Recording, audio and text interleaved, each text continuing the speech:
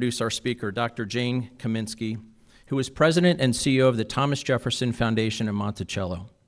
She's a leading historian of early America in the United States and earned her PhD in history from Yale University. For 30 years, she worked as a professor and higher education leader, most recently as the Jonathan Trumbull Professor of American History at Harvard University and the Forsheimer Foundation Director of the Schlesinger Library on the history of women in America at the Harvard Radcliffe Institute. She's the author or editor of numerous books, including A Revolution in Color, The World of John Singleton Copley, and the authoritative Oxford Handbook of the American Revolution. Dr. Kamensky is a former commissioner of the Smithsonian National Portrait Gallery and past trustee of the Museum of the American Revolution. She serves as one of the principal investigators on the Educating for American Democracy Initiative, among many other public history roles. Ladies and gentlemen, please join me in welcoming Dr. Kamensky.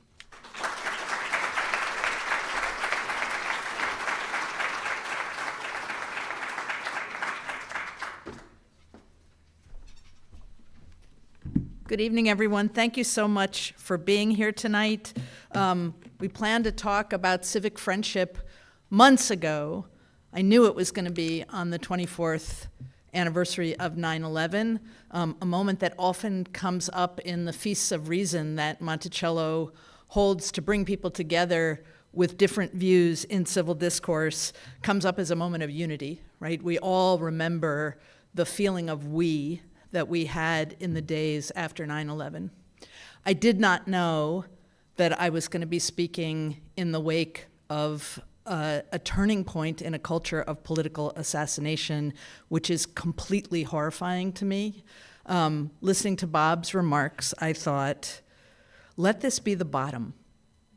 Let this be the moment where we dig into our past, look squarely at our present, and think about what we want to do with our future so that people are no longer solving political problems by means of violence, right? Violence, political violence is a form of despair, as Lincoln and the Union League knew more than anybody.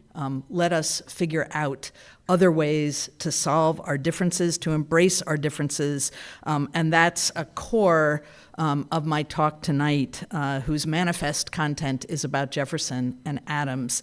And I want to thank John and Jason and Corey and the whole staff of Founding Forward for inviting me and bringing me here.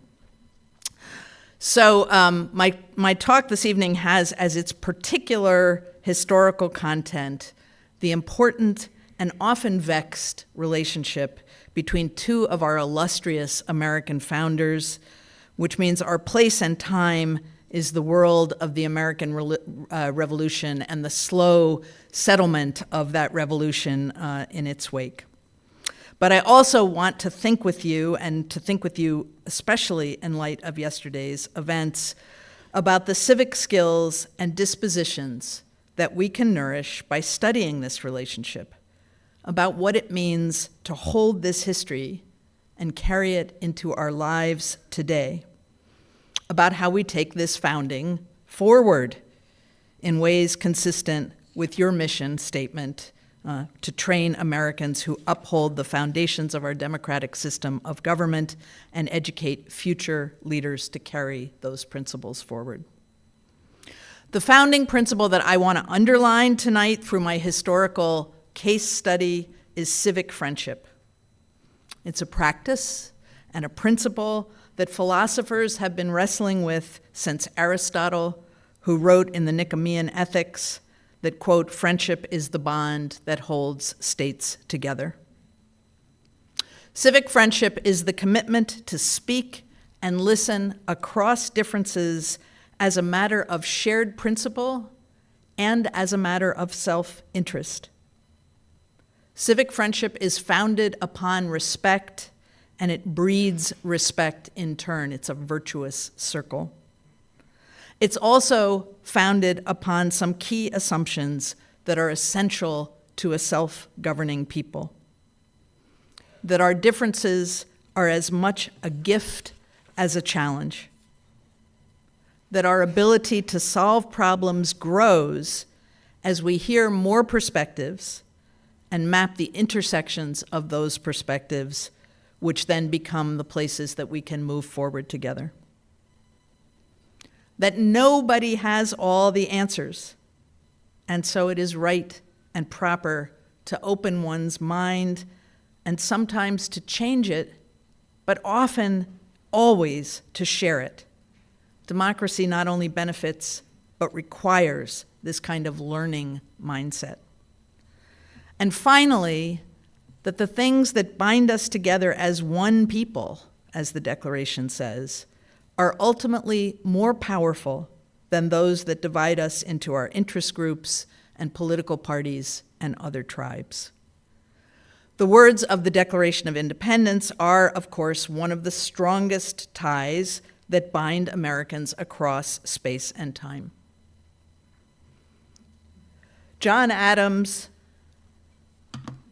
and Thomas Jefferson were civic friends and founding foes, as our new political history tour at Monticello has it. We began developing this tour back in 2024, mid-2024, in response to both guest and staff priorities. Although we interpret the historic home of Monticello chiefly as Jefferson's house in retirement after he left the presidency in 1809, our surveys told us that guests wanted to understand more about the Declaration of Independence and the era of the American Revolution, which seemed like content we ought to deliver, especially in the anniversary season of 2025 and 2026, since after all, our guy wrote it. Available for purchase at monticello.org/shop. But there was a second reason, too, connected to the vision that I brought to Monticello when I left Harvard to become president in early 2024, which was to underline the site's work as an organ of civic capacity building and renewal. My team was thinking hard about how we could best take advantage of the breadth of our audience, which spans the entirety of the American political spectrum, with much less skew toward the left than most cultural institutions. Monticello is a purple place in a purple state. Those are the Northern Lights last October in Central Virginia. A purple place in a purple state in a nation more cleaved into red and blue than perhaps at any moment since the conflict in which the Union League was born.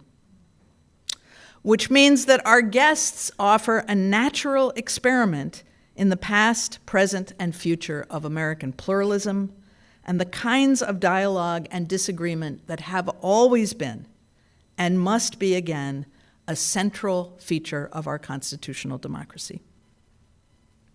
Monticello has long been a laboratory for self-government, but it's also very specifically and concretely a site. We often talk about the power of place, which means that any guest experience on Jefferson's mountaintop has to work with the material culture of the site. We're like documentary filmmakers that way, whether we're talking about political philosophy or architecture or botany or slavery or religion or architecture. The hovering question in the background always has to be, what are you looking at?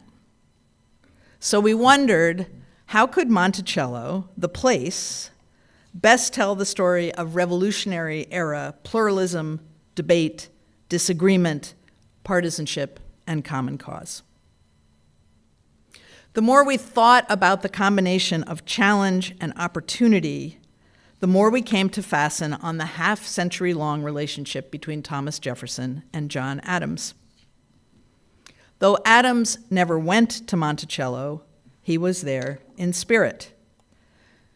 In the lineage of the American presidency that Jefferson hung in his parlor, and in bust form, presiding over Jefferson's sanctum sanctorum, his cabinet, where he conducted his correspondence.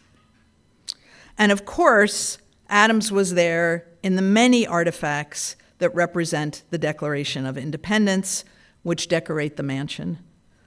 The Declaration was literally the sign and seal of their friendship, the beginning of their rivalry, and the foundation of their shared political project that allowed them to transcend their differences. Jefferson and Adams were born in the different countries of Massachusetts and Virginia, separate provinces within Britain's far-flung Western Empire. Adams drew his first breaths in 1735 in this six-room colonial clapboard house in Quincy, Massachusetts, a town of rock-ribbed Congregationalists eking out modest competencies from stony soil. Adams's father was a farmer, a shoemaker, and a local official in the town and in the church. Both men married up. After Abigail Smith married John Adams, he came up in the world and moved into a similar, sorry, my slides are out of order, moved into this similar salt box next door, though presumably at the time that Adams built it, the electric wires in the car weren't there. You don't know, they were innovators. Jefferson was born 8 years after Adams in 1743 in one of the finest homes in one of the least settled parts of the colony of Virginia. His father, Peter, was a planter of tobacco and wheat, cash crops. He owned thousands of acres and scores of human beings when Jefferson was born at his Shadwell plantation, which burned down in 1770 and is shown here in a conjectural rendering based on archaeological evidence. Jefferson was born with a silver spoon in his mouth. Literally, a silver spoon is one of the items that Peter Jefferson's inventory shows at his death in 1757 when young Thomas was only 14. Peter Jefferson also had one of the largest libraries in the colony of Virginia, totaling some 200 books, at a time when the largest libraries in Massachusetts, like the Mather family's library, numbered into the thousands. Jefferson, like Adams, built right in his backyard when he came of age.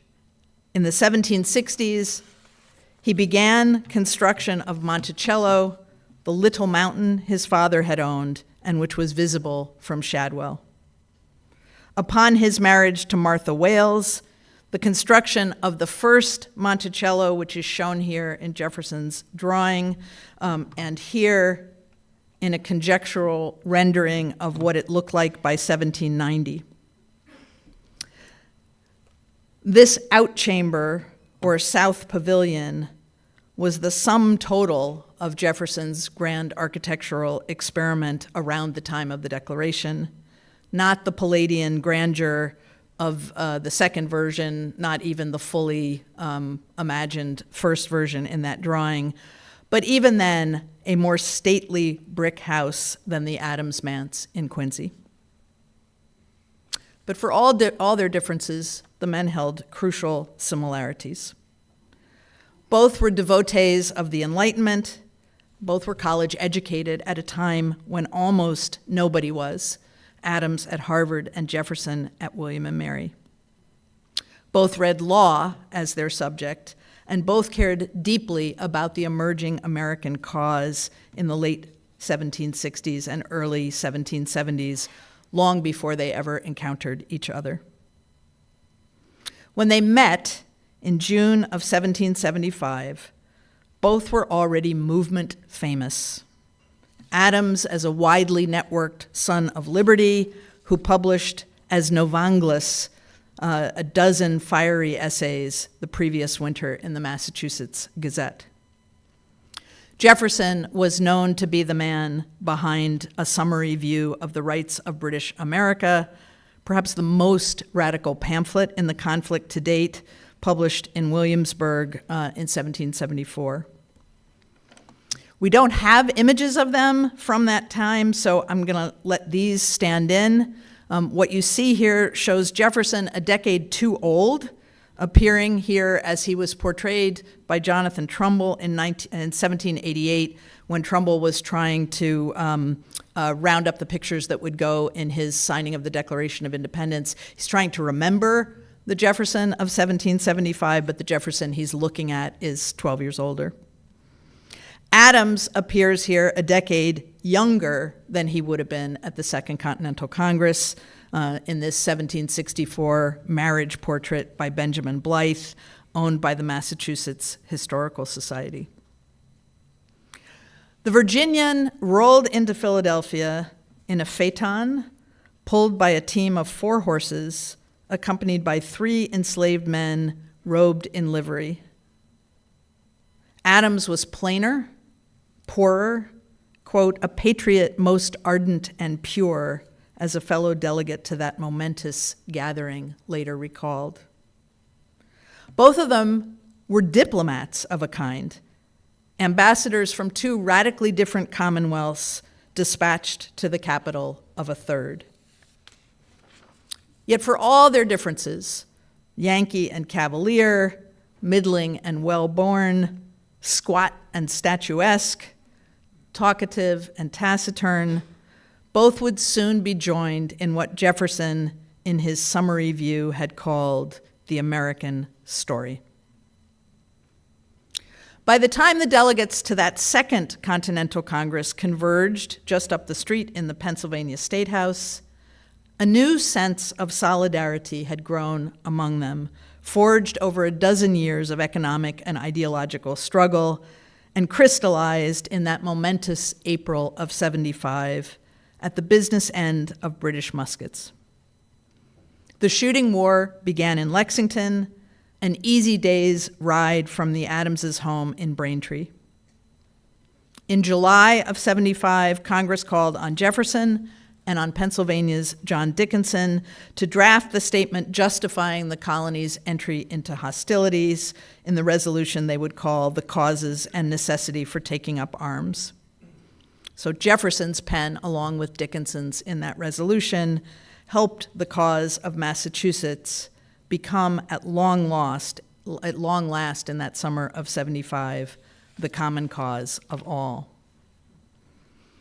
Adams first met the young, red-headed Virginian in his journal, first mentioned meeting the young, red-headed Virginian in his journal in October, when he paraphrased a description offered by another delegate, quote, "Jefferson," he said, "is the greatest rubber-off of dust that he has ever met with." In other words, somebody who refused to accept encrusted tradition, who wanted to get down to the thing itself. By then, Jefferson and Adams had rubbed off some dust together as members of a committee charged with drafting Congress's reply to a proposal from Whitehall. Each of them must have revealed elements of his character toward the other, and Jefferson burned his marital correspondence with his wife after she died, so we don't know what he was writing home during the Congress. Adams must have shown both the, quote, sound head and the dislike of all parties that Jefferson would later name as hallmarks of his vexing friend. Jefferson had showcased the fluent, quote, masterly pen and the still tongue that excited Adams's wonder and even his envy. Congress was awash in committees tasked with issues large and small. By the spring of 1776, after nearly a year of undeclared war, it had become increasingly clear that a group of draftsmen would need to tackle what Adams called that march, an hobgoblin of so frightful a mien that it would throw a delicate person into fits to look it in the face, the great question, independency. In April, in a letter to his wife, Adams divided Congress into roughly 3 equal parts: staunch Americans, staunch Britons, and those Ely, quote, halfway men, neutral beings, prudent folks. This meant that the committee assigned to plumb the great question of independence would need to persuade some 2/3 of their assembly. And Adams, for all his brilliance, was not persuasive. And he knew it. He knew he had made himself, in his own words, so obnoxious for my early and constant zeal in promoting that hobgoblin of independency that he had managed to alienate even those who agreed with him. Many of his fellow congressmen considered him, quote, the author of all the mischief, as he said in his own diary. So Adams knew that a draft in his hand would generate twice the friction and gain half the traction. Jefferson, by contrast, demonstrated that he knew the value of silence. Quote, during the whole time I sat with him in Congress, I never heard him utter 3 sentences together, Adams later remembered. Jefferson's silence, it turned out, was golden. Eloquence in public assemblies is not the surest road to fame and preferment, Adam wrote, note to self-style, in his autobiography, When It Was Too Late. Because Adams proved constitutionally incapable of taking his own advice, the young Jefferson emerged as the essential person to hold the quill. It was a job for which Adams was desperate and one that Jefferson would have done anything to avoid.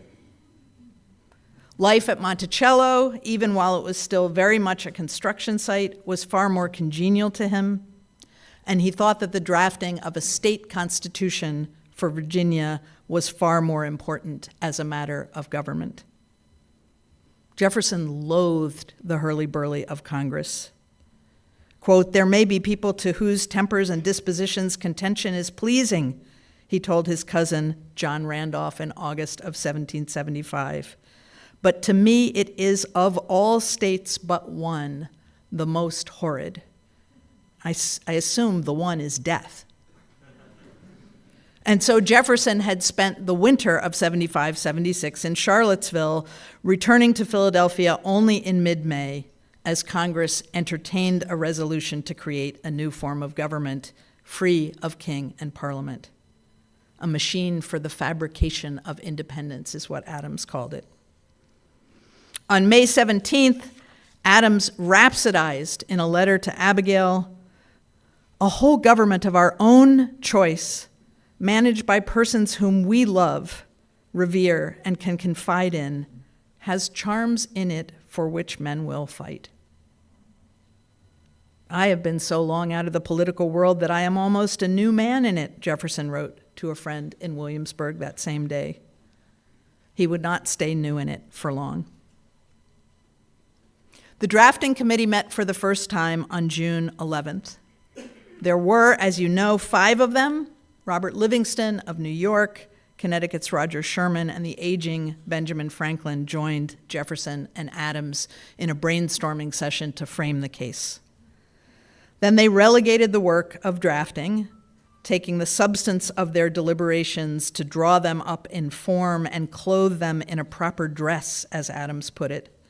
They delegated that work to Jefferson. Laboring in a trim red brick house on the corner of 7th and High Streets, now 7th and Market, Jefferson was attended by his enslaved valet, Robert Hemmings, who must have mixed his ink and fetched his paper.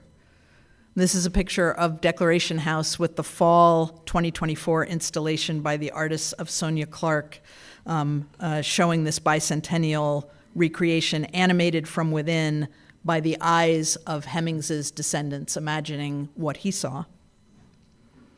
In that house, Jefferson scratched out a draft in a matter of days. By his own account later in life, he thought of the role he played as closer to scribe than author. Our guy scribed it. It's not a good shirt. He said he was neither aiming at the originality of principle or sentiment. It was intended to be an expression of the American mind, as he famously told Henry Lee. The document's force came from, quote, harmonizing the sentiments of the day including, no doubt, the powerful expressions of liberty-loving and independence-seeking that Jefferson saw every day from Hemings and other families on the mountaintop. They were not committee men, but they too were founders. Jefferson was a large-scale slaveholder in a commonwealth where enslaved people comprised roughly half of the population. Adams was a free labor man from a colony whose enslaved population hovered at the 2% mark.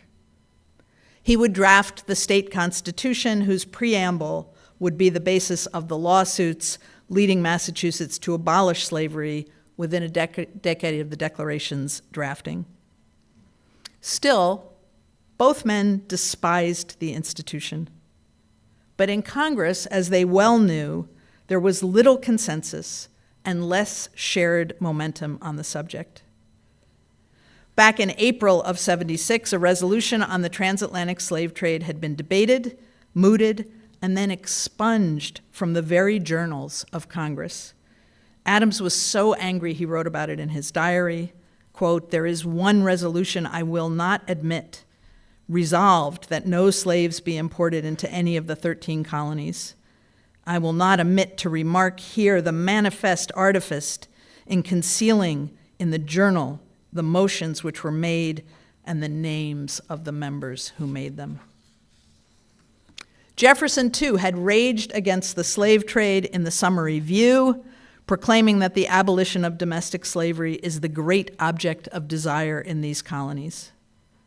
Now he poured his fury into his draft of the colony's declaration, which included a lengthy broadside against the slave trade, describing it as, quote, "cruel war against human nature itself, violating its most sacred rights of life and liberty in the persons of a distant people who never offended him."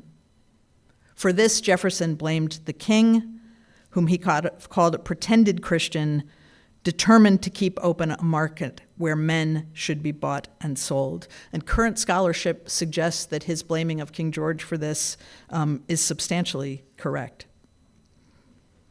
The committee proposed and Congress disposed, excising the entire paragraph, a 168-word deletion that amounted to the largest single change the delegates imposed upon Jefferson's draft. Years later, Adams recalled with some bitterness the, quote, "severe criticism which resulted in, quote, striking out several of the most oratorical paragraphs." Jefferson, true to form, is said to have sat silently seething through it all. Nonetheless, on July 4th, the revision, however eviscerated from that early draft, became the country's originary speech act, the founding utterance of what the historian Joseph Ellis calls the American Creed.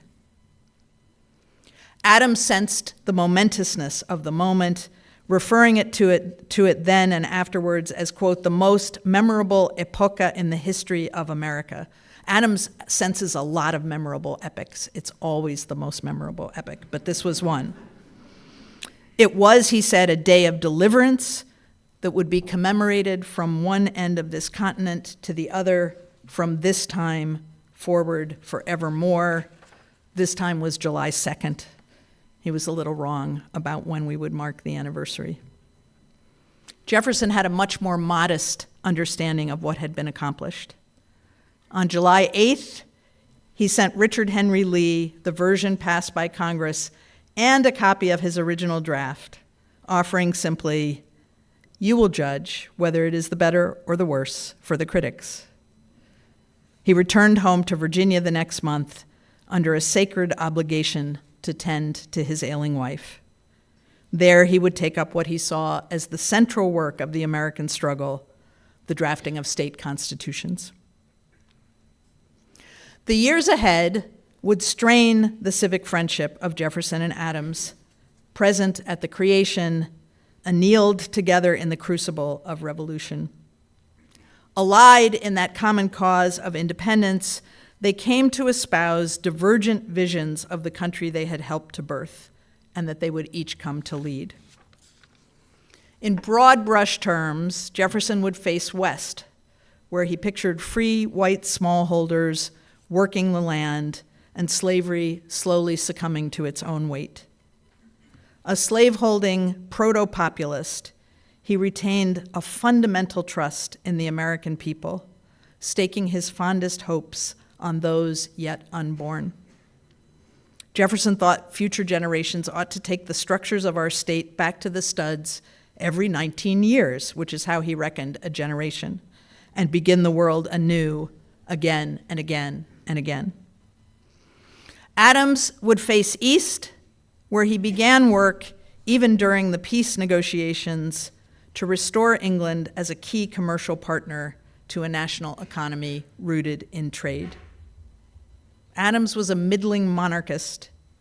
He had little faith in the common man, but he could imagine a more universal civic personhood where black men and maybe even women would exercise political power.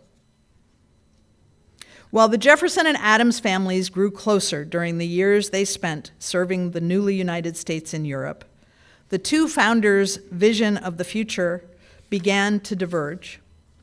Two portraits from their plenipotentiary years show both their affinity and their slow coming apart.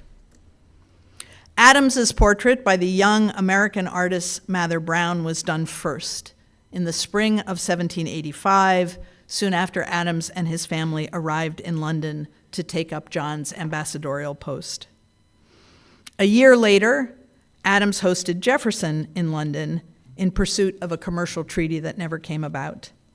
Mather Brown painted Jefferson's portrait too, a kind of pendant image, similarly sized and posed. These are meant to be together. This was the first portrait known to have been taken of Jefferson, who was then 43 years old. That their likenesses were designed to speak to each other is confirmed by the way that the portraits made their way into the world. Jefferson's portrait stayed with the Adams family, and then 6 months later, Jefferson commissioned a copy of the Adams portrait for his own walls. The copy of the Adams portrait now hangs at Monticello, and the original is lost. Much as the portraits testified to a friendship and created a kind of visual dialogue, they also showcase the differences of the two subjects. We see Jefferson as the continental philosophe, his striped satin waistcoat and his fancified frizzled hair. Over his proper left shoulder, you can see the female figure representing liberty with her Phrygian cap, a nod to Jefferson's increasing devotion to the right of revolution, even as the tide from below swelled and ultimately swallowed Paris. Compare the dreamy voluptuary in Jefferson to Mather Brown's Adams, and you get a sense of the contrasts. They're foppish and plain, the visionary and the lawgiver. The two men remained close civic and family friends. There's a wink in the detail here. The books at Adams's hand include Jefferson's notes on the state of Virginia. But increasingly, there were America's yin and yang, and we can see this more clearly in Copley's 1783 portrait of Adams, where he stands with peace. Peace trumps liberty, law, dominion, and order trump the people's right to rebellion. Jefferson feared that Adams was cozying up to the monarchists in England and the Netherlands, urging him in 1787, quote, "It is a lesson the more for us never to have an hereditary officer of any sort, never to let a citizen ally himself with kings." Jefferson and Adams wanted the same thing, the flourishing of the American experiment they had launched together, but they feared different threats to that experiment, which led them to erect different guardrails to protect it. In late 1787, when Jefferson first saw the new Constitution forged here in Philadelphia, he told Adams that he thought the convention's vision of a president, quote, "seems like a bad edition of a Polish king." Adams responded perceptively, "You are afraid of the one, I of the few. You are apprehensive of monarchy, I of aristocracy. And as for we the people," quote, "elections, my dear sir, elections to offices, which are great objects of ambition, I look at with terror," Adams wrote. For several years more after the Constitution, the Declaration's founding friends would find enough common ground to bridge their considerable gaps. That you and I differ in our idea of the best form of government is well known to us both, Jefferson told Adams in 1791, but we have differed as friends should do, respecting the purity of each other's motives. But by the end of that decade, the heat of politics during the Washington and Adams administrations would burn them both. They ran against each other for the presidency in 1796, a contest enough to sour the strongest of friendships. Even worse, when Adams won, Jefferson was the second highest vote getter, which fated him to become vice president, an object lesson that eventually helped to produce the Constitution's 12th Amendment. Just after the inauguration, Adams wrote that his vice president and civic friend had, quote, "a mind soured, yet seeking for popularity, and eating into a honeycomb with ambition, weak, confused, uninformed, and ignorant." Around the same time, Jefferson is said to have told a French diplomat that he found Adams, quote, "distrustful, obstinate, excessively vain, and takes no counsel from anyone."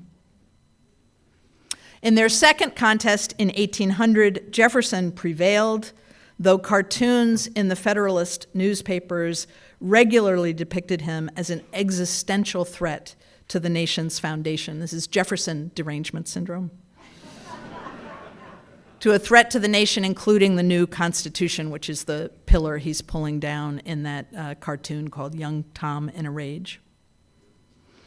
Still, in his first inaugural address in March 1801, when Jefferson succeeded Adams to the nation's highest office, he offered an olive branch, saying, "Every difference of opinion is not a difference of principle. We have called by different names brethren of the same principle. We are all Republicans. We are all Federalists. If there be any among us who would wish to dissolve this union or to change its Republican form, let them stand undisturbed as monuments of the safety with which error of opinion may be tolerated where reason is left free to combat it." We could all do worse in these days than to read Jefferson's first inaugural address. These are words that seem tailor-made for Adams, an audience of one. But Jefferson's one-time committee mate turned opponent was not there to witness the first peaceful transfer of power in the history of a modern republic. He had decamped back to Quincy. From there, the past president wrote the customary letter to the new one, pinning his absence, quite reasonably, on the death of his son, Charles. Quote, "This part of the Union is in a state of perfect tranquility, and I see nothing to obscure your prospect of a quiet and prosperous administration, which I heartily wish you," Adams wrote. They would not exchange another word for 11 years. The rapprochement was undertaken by men with the luxury of distance. Distance from the labor of power, from the passionate intransigence of youth, and crucially, distance from each other. While the two civic friends repaired their bonds, Jefferson and Adams never actually saw each other again. Adams had planted himself and his family at the newly renamed Peacefields, while Jefferson was at last able to return to the finally completed Monticello mansion and plantation that was and is as it remains. The reknitting was also the work of old age, and I think this matters. Jefferson and Adams came back to each other in a season of life that allowed more generosity, more flexibility, and more reflection than the hurly-burly of political energy had done. The founding generation was dying away, and Jefferson and Adams both knew it. Quote, "We too must go, and that ere long," Jefferson wrote. I believe we are under half a dozen at present.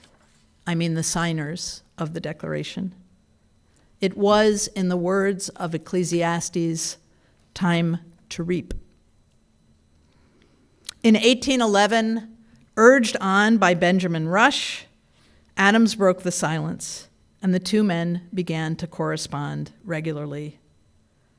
Adams's olive branch sent on New Year's Day, that moment of resolution and renewal, consisted of 3 short paragraphs. Approaching Jefferson as a friend of his family and, quote, a friend to American manufacturers, Adams sent what he described as 2 pieces of homespun, 2 volumes of lectures on rhetoric by his son, John Quincy. Jefferson responded warmly, speaking of his own homespun pleasures at Monticello, and then broadening to matters of principle. A letter from you carries me back to times when, beset with difficulties and dangers, we were fellow laborers in the same cause, struggling for what is most valuable to man, his right of self-government. The same cause, the common cause. This was the spirit in which the letters continued. Adams, as always, was more avid and more garrulous. His letters outnumbered Jefferson's by a ratio of 4 to 1. But both men proceeded in a spirit of honest and reflective generosity and of generous honesty. They focused on what they both held dear, always starting with their families and then often progressing to the family of the nation. They found common cause by raking old enemies over the coals. Like proud parents, they fretted over the state of the political family. The Union is still, to me, an object of as much anxiety as ever independence was, Adams wrote. As the correspondence progressed, the two men patiently deliberated serious points of contention, all the while articulating a shared belief in the American project, which transcended but never erased their different histories of the past and their dissimilar visions of the future. And I think this is crucial. You do not have to give up what you hold dear in order to embrace civic friendship with somebody who shares a common cause but disagrees on the route. As practiced rhetoricians, both of them, they used civic strategies useful to us still. They opened their letters hospitably before proceeding to the tougher stuff. They asked questions rather than making stump speeches. And they seemed genuinely to want to hear the answers. They established ground rules, quote, "About facts, you and I cannot differ because truth is our mutual guide," Jefferson wrote. "And if any opinions you may express should be different from mine, I shall receive them with the liberality and indulgence which I ask for my own." That is about as good a guide for deliberative process as we're likely to get. Would that every member of Congress would tattoo it on her forehead. In the midst of yet another war with Great Britain for control of North America, Adams wrote to Jefferson, feeling his customary New England despair and plumbing the depths of the Virginia's resilient optimism. Let me now ask you very seriously, my friend, where are now, in 1813, your perfection and perfectibility of human nature? Where is now the progress of the human mind? When, where, and how is the present chaos to be arranged into order? More than 2 centuries later, those questions linger. But Adams proposed an answer, too, telling his longtime friend and sometime enemy, "You and I ought not to die before we have explained ourselves to each other." Explanation had been the great work of the Declaration, and it remains the great work of constitutional democracy even still. Adams had the first word in the late letters, and he had the last. He posted his final letter to his ancient friend on April 17th of 1826, less than 3 months before both men would perish poetically on the Declaration's 50th anniversary. It's a short, lively family letter closing, "My love to all your family and best wishes for your health." Soon enough, both were gone. On August 2nd, Daniel Webster eulogized these two lions of the Revolution in Boston's Faneuil Hall. His oration, which lasted 2 hours, even longer than mine, and mine is almost done. His oration was, like this one, both a history lesson and a baton pass. Webster put it this way: "Fellow citizens, let us not retire from this occasion without a deep and solemn conviction of the duties which have devolved upon us. This lovely land, this glorious liberty, these benign institutions, the dear purchase of our fathers, are ours, ours to enjoy, ours to preserve, ours to transmit. Generations past and generations to come hold us responsible for this sacred trust." A recent visitor to Monticello scratched out a similar sentiment on our mountaintop activity center, practicing the arduous craft of cursive with a quill pen, writing "Life, Liberty, and the Pursuit of Happiness, P.S. Dis is hard."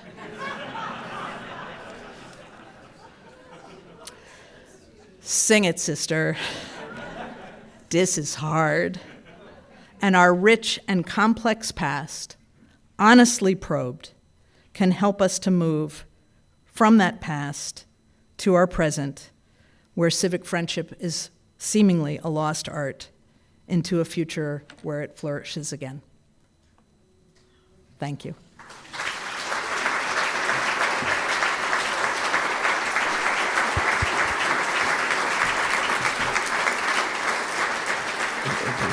Thank you, Professor Kamensky. We have time for just a couple questions. We have a couple really good ones, so I'll try to get to what I think are the best ones. Did Adams and Jefferson ever discuss their religious views?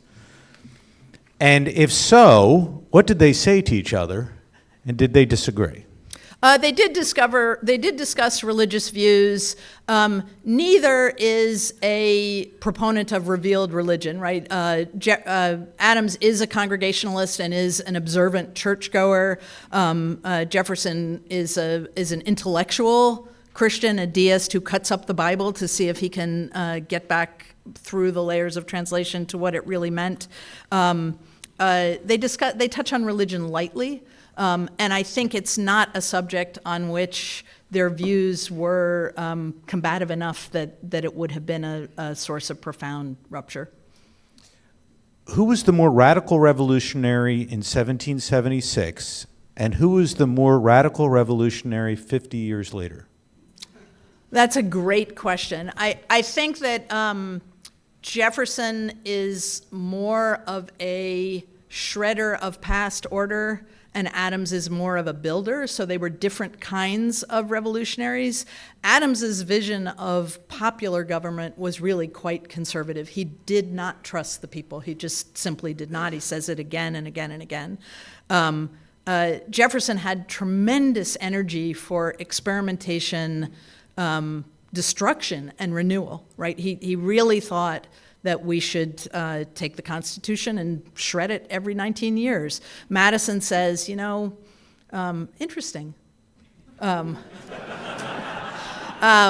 So I would say that, the Declaration has a core tension in it where It is a call to self-government that secures the inalienable rights devolved on us by our Creator. So that is a conservative impulse, right? Government is instituted by men to secure these things. But it also is articulating a right of revolution when the evils that men suffer while things are sufferable are no longer sufferable.